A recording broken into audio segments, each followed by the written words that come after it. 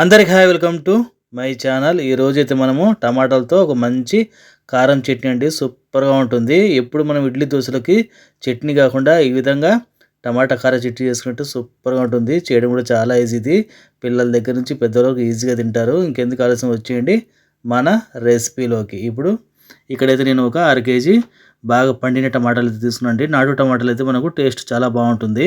Mixie medium jar తీసుకుని ఆ జార్లో ఒక పెద్ద సైజు ఎర్రగడ్డను ముక్కలా కట్ చేసి వేసుకోవాలి. అలాగే ఒక 10 ఎండుమిరపకాయలండి. దాంట్లో ఒక కాశ్మీరీ మిర్చి అయితే వేసాను. కాశ్మీరీ మిర్చి అనేది ఆప్షనల్, కలర్ కోసం వేసానండి. టేస్ట్ కూడా మనకు ఎండుమిరపకాయలతో కారం చట్నీ చాలా బాగుంటుంది. 10 అయితే ఎండుమిరపకాయలు వేసాను. కారం మనకు కరెక్ట్గా ఉంటుందండి మనం తీసుకున్న క్వాంటిటీ టమాటాలకు. ఇప్పుడు దీంట్లోనే ఒక 5 నుంచి 7 తెల్లగడ్డపాయలు. మనము 1/2 కేజీ టమాటాలు తీసుకున్న కదా, శుభ్రం కడుక్కొని దాన్ని ఈ విధంగా ముక్కలు కట్ చేసుకొని మిక్సీ జార్ అయితే వేసుకుందాము. ఈ చట్నీ మనకు చాలా బాగుంటుందండి. ఫ్రిడ్జ్లో అయితే దాదాపుగా ఒక 4-5 రోజులు ఉంటుంది. ఇది మనకు దోశకు కానీ ఇడ్లీకి కానీ చాలా బాగుంటుంది. మరీ ఎక్కువ కారం ఉండదండి, కరెక్ట్గా ఉంటుంది. పిల్లలు కానీ పెద్దలు కానీ దీన్ని ఈజీగా తినొచ్చు. దీంట్లో రుచి తగ్గ ఉప్పు అయితే వేసుకొని మెత్తగా మనము ఎంత వీలైతే అంత మెత్తగా మిక్సీ అయితే పట్టుకుందాం. దీంట్లో నీళ్ళు అయితే పోయకూడదండి, ఎందుకంటే టమాటాలో మనకు కావాల్సిన నీళ్ళు అయితే ఉంటాయి కదా, దాంతోనే మనం మిక్సీ పట్టుకోవాలి.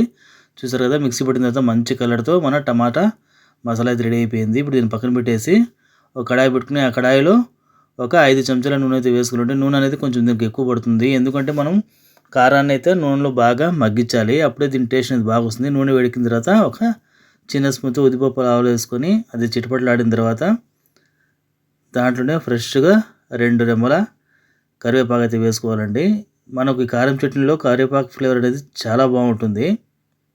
ఇప్పుడు మనం మిక్సీ పట్టుకున్న టమాటా పేస్ట్ ఉంది కదా, అది మొత్తం అయితే కడాయిలో నూనె అయితే వేసేద్దాము. వేసిన తర్వాత దీన్ని బాగా మిక్స్ చేసుకోవాలండి. మిక్సీలో ఉన్న కొద్దిపాటి పేస్ట్ను కూడా నీళ్ళు వేసి కలిపి వేసుకునేద్దాము. స్టవ్ని అయితే మనము మీడియం ఫ్లేమ్లో పెట్టుకొని దీన్ని బాగా కలుపుకోవాలి. ఈ టమాటా కారంలో మనం చింతపండు అయితే వేయలేదండి, ఎందుకంటే మనము నాటు టమాటాలు తీసుకున్నాం కదా, నాటు టమాటాల్లో పులుపు అనేది ఉంటుంది. ఆ పులుపే మనకు సరిపోతుందండి. చింతపండు వేసాలంటే మరీ ఎక్కువగా పులుపు అయిపోతుంది.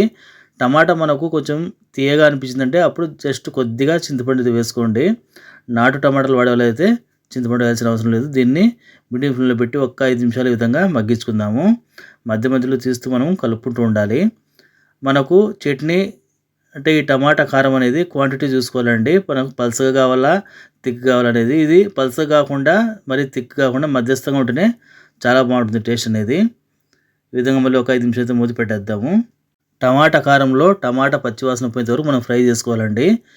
స్టవ్ అయితే ఇప్పుడు లో టు మీడియం ఫ్లేమ్లో పెట్టుకొని మనము ఇంకొక 5 నిమిషాలు అయితే బాగా ఉడికించుకుందాము. చూసారు కదా, మన టమాటా కారం అయితే కుతకుతలాడుతూ మంచి ఫ్లేవర్తో మనకు టమాటా పచ్చివాసన అనేది వెళ్ళిపోవాలండి. మనకు ఆటోమేటిక్గా తెలిసిపోతుంది, ఎందుకంటే మనము తాలింపు పెట్టాం కదా, ఉద్దిపప్పు ఆవాలు అలాగే కరివేపాకు, ఆ స్మెల్ కూడా టమాటా మసాలా కలిసి మంచి స్మెల్ అయితే వస్తుంది. ఒక 5 నిమిషాలు మనం అలాగే ఉడికించుకోవాలి లో టు మీడియం ఫ్లేమ్లో పెట్టి స్టవ్ని. చూసారు కదా, మనకు లైట్గా టమాటా కారం అనేది దగ్గర పడుతుంది. ఇది వీడియోల కన్నా రియల్గా చూస్తే మంచి కలర్ అండి, మంచి రెడ్ కలరు. ఈ విధంగా కలుపుతూ ఉండాలి మనము. దోశలోకి ఇడ్లీకి ఎప్పుడు చట్నీ సాంబార్ చేసుకుంటాం కదా, అలా కాకుండా ఒక్కసారి ఈ విధంగా టమాటా కారాన్ని ట్రై చేయండి, సూపర్గా ఉంటుందండి. మరి ఎక్కువగా కారం ఉండదు, ఇది కరెక్ట్గా ఉంటుంది కారం అనేది. కొంచెం స్పైసీగా తినే వాళ్ళైతే ఇంకొక 2 లేదా 3 ఎండుమిరపకాయలు అయితే వేసుకోవచ్చు. ఇక్కడ మన టమాటా కారం అయితే రెడీ అయిపోయింది. దీని ఇప్పుడు వేడి వేడి దోశతో అయితే సర్వ్ చేసుకుందాము.